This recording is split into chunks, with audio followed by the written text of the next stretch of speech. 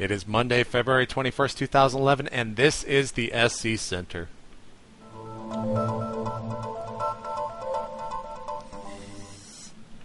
What's up, guys? JP McDaniel here on this Monday evening. Again, I want to apologize. The reason I'm saying again is because we've recorded this twice. I want to apologize for the fact that recording a little bit late today, but I was quite busy.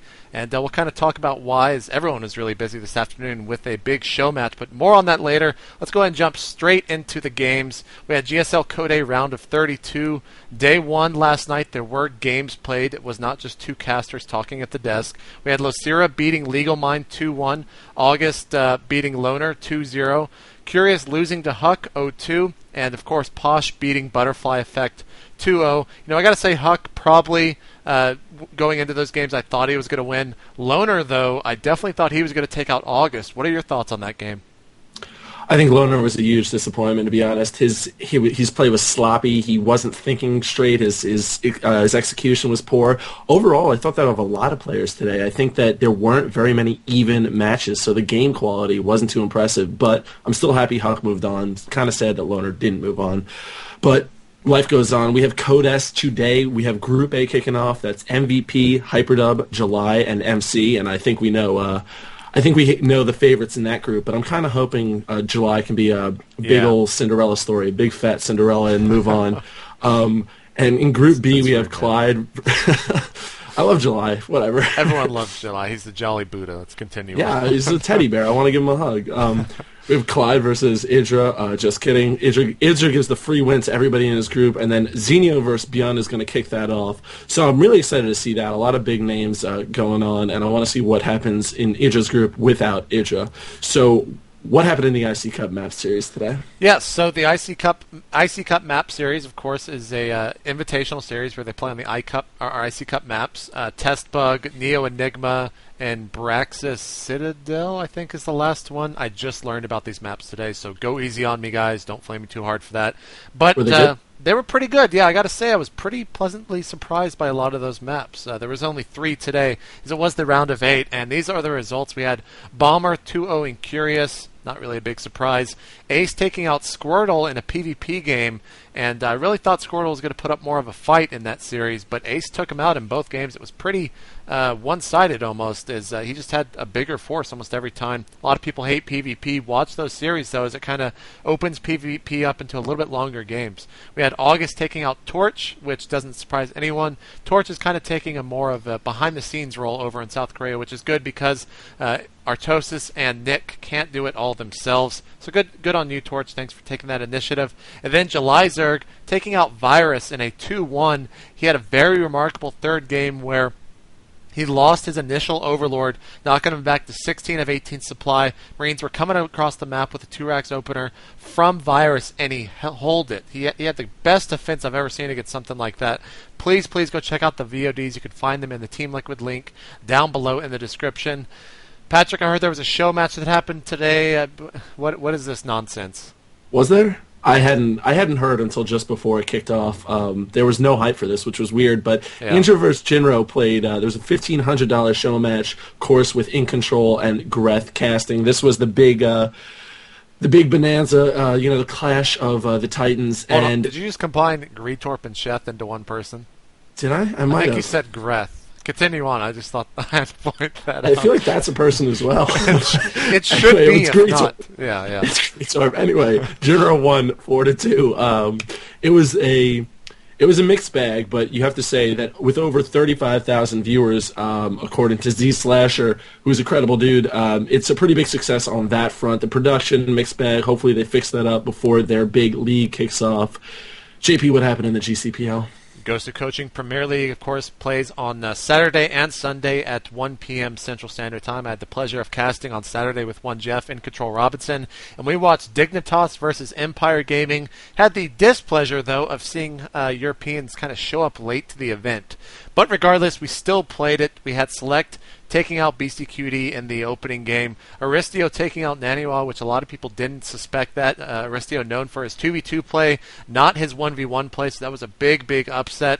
Killer taking out Outside. Outside was a substitute for Koss, of course, the big name from Team Empire, a great, great Terran player over there in Europe. But Killer had no problem taking out Outside on Scrap Station.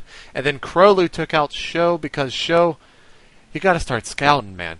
Please, come on. You got Proxy. He's considering it, he says. He's been saying.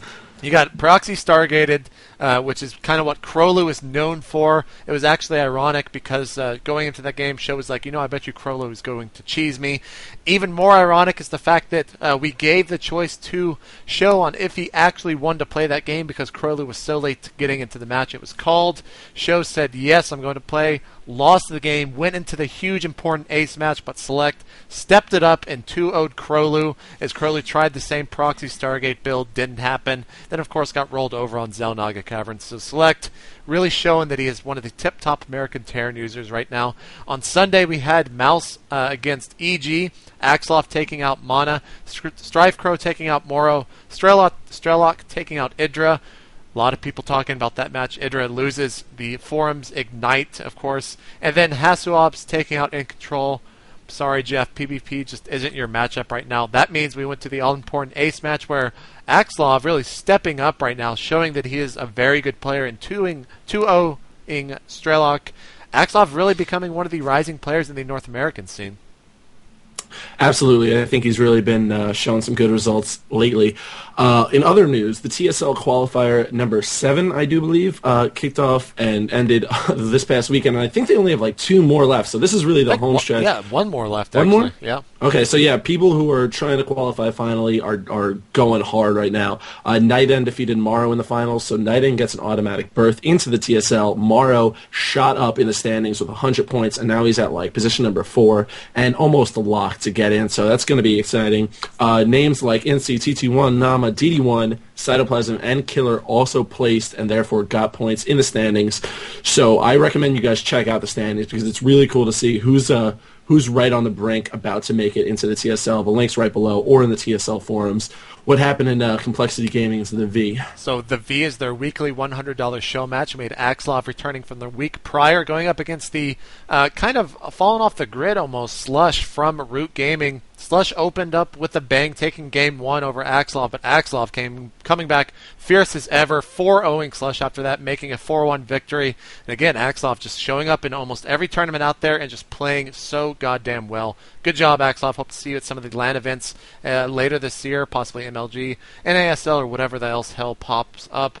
FXO Open Invitational began on Saturday. It is a 64-person tournament, all invites, and it played through on Sunday. Down to, I believe, 4 people left right now. We have Select versus the Lush sitting in the lower bracket semifinal. OGS DST sitting in the lower bracket final. And in the Grand Championships right now, we have OGS Hero, and it will take place on Friday. I believe Artosis should be casting that. There's 4 different streams for that. I believe Chinese, Russian, German, and English. Check that out. It's great to see a tournament like that pop up out of nowhere, as they typically do these days in StarCraft 2. Yeah, absolutely. So moving on to the StarCraft 2 news and away from the tournaments, Dustin Broder gave an interview to Eurogamer.net about the map marketplace. If you remember, it was like an iTunes-y type thing where people would create maps, lock them up, and sell them for like profit for like 99 cents or what have you. Yeah. And Dustin Browder, in short, in a pretty long interview actually, but all he really wanted to say was, I actually have no idea how to make a marketplace, how to implement it. How would we make it so that other people don't just copy it and release it for free? He says he has no idea, so he's not even sure that it'll ever launch. But yeah, I mean, it's got to be pretty frustrating if you're an actual map maker and you were thinking about this, because there's a lot of very skilled map makers in the community. Yeah. Whatever. I hope some tournaments start using more map maker maps so that they'll have an outlet for their craft. That would be quite nice, wouldn't it? That would be nice. We can dream. We can dream. The IEM World Championships, which is going to take place, I believe, March 1st through 5th. It's about 7 days out, yeah. Yeah, finally announced their Korean invites, and I'm just going to quickly run through all the Group A and Group B so you have an idea of who's playing whom. Group A is QXC, Morrow, White Rock, Tarson, and then the Korean invites were Idra, who counts as Korean, and Ace. And Group B is Phoenix, Moonglade to Muslim Show, and then Moon and Squirtle. So some pretty good invites. You know you're having a pretty decent tournament when Moon is like the most blah player that you're inviting. Don't you think? Yeah. I mean, Moon is definitely... He's actually a superstar in Korea because, of course, his Warcraft 3 history, but he's been kind of underperforming right now in Starcraft 2, so if there's ever a time for him to stand out, make a name for himself in the Starcraft 2 scene, it's definitely going to be the IEM Global Finals happening in CBIT in about a week from now. Of course, we'll have more details on that and probably preview the event here as we draw closer to it. Idra counts as Korean, though. That's going to start some flame wars for sure. I'm not sure how that works out. I think people are used to it by now. Yeah, honestly. He's moving back to the U.S., though, so does he just become an American citizen again? I guess so.